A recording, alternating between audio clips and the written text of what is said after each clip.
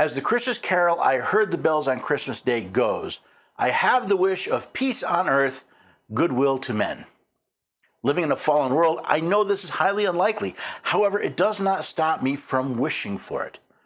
Since none of us have control over the entire world, how about we start with a little peace in our neighborhood?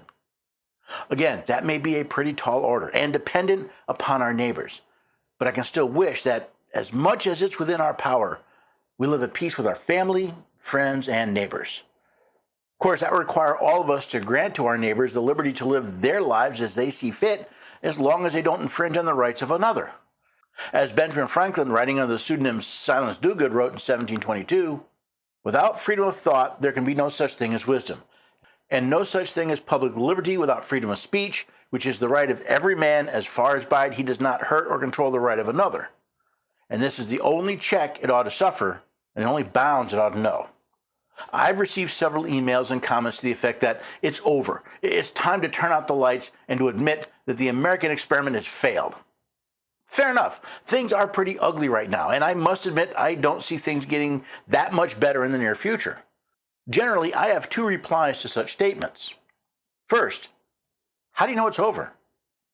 After all, none of us know the future, so how do you know things won't get better? And really, what is the alternative? Simply bending over and shouting, "Thank you, sir, may I have another," while tyrants paddle you behind? Second, I point out that everyone so far who has made such a statement seems to be focusing on Washington, D.C. Yet we can still have quite an impact within our families, neighborhoods, towns, and cities.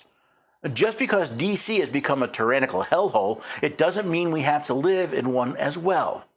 When you throw some sound knowledge about the Constitution, our rights, and the limited powers of the federal government into the mix, there is more opportunity for hope than there is for despair. Therefore, my wish for Christmas is that we do not give up on freedom, and that we all stand against the light of liberty dying.